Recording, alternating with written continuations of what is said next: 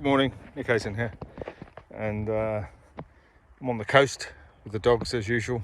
That's where I come most days and do some thinking and have some chats with you.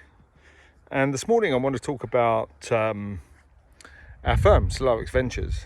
There's not a sales video as such, but I don't often talk about what we do, but I thought it might be useful because we work with founders. We try and find really cool projects and we try and match them with what we call intelligent capital. And intelligent from the sense that we do an awful lot with families. We talk to families, we find out what they're after and what they're up to, because we have, it takes a while to get to know them.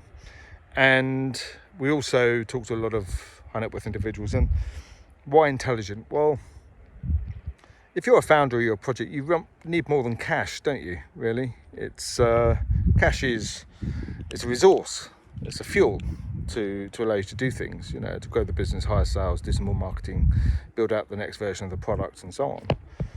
But actually what you need is, you need to get that top line moving very quickly. So you need access to new markets, you need investors that will make introductions, you need investors that may actually consume your solution, your proposition within the other businesses that they own. And that's why, by definition, it becomes intelligent, because you get more bang for your buck, literally. The way which we operate is that we have significant deal flow, but actually we also have what is known as buy mandates, and that means where we talk to investors, families and individuals that are specifically looking. I mean, I've been in sales most of my life, in a sense, and of course the most valuable thing in sales is a buyer, a free and willing buyer that tells you what they want and what they're looking for. So it's a pretty special commodity, knowing that you've got a buyer. And of course the tricky bit is trying to match the proposition, the product, the service with the buyer, and that's a buy mandate. So we have a number of buy mandates around biotech. So those are the things that really impact how people look, what they do, to do with longevity, looking good, weight loss, restoring hair, looking good, that's sort of biotech, really. Whereas medtech is more sort of deep biology. It's about cures, diagnosis. It's about things that can actually help at a fundamental medical level.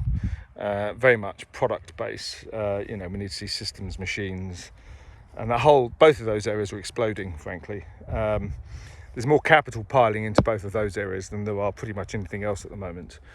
And of course AI figures significantly in that.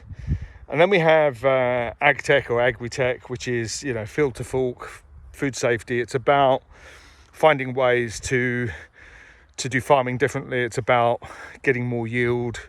It's about saving water. It's about getting more efficiency out of the entire process of food production, but also, making food more nutritious, more, and we're not just talking about for poorer nations, and we're not just talking about for, continents that are struggling to grow enough food to feed themselves, because that's important too, but it's broader than that. And also it affects, supply chain and food provenance, food safety, which is a big deal.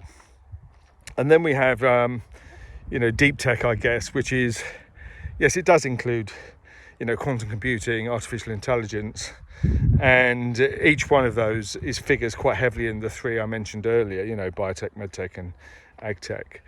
But in actual fact, we throw blockchain in, although blockchain is not very cool technology.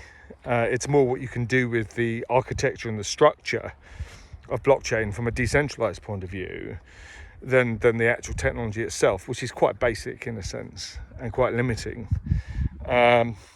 So there's lots of people looking for stuff.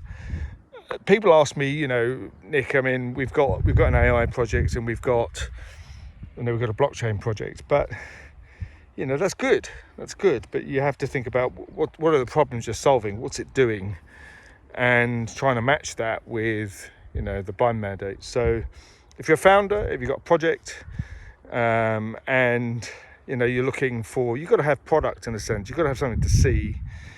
But if you've got something that you can show, it doesn't have to be fully formed, and maybe you've even got some customers and so on, then get in touch and you know, we'll see what we can do for you. Talk soon. Bye for now.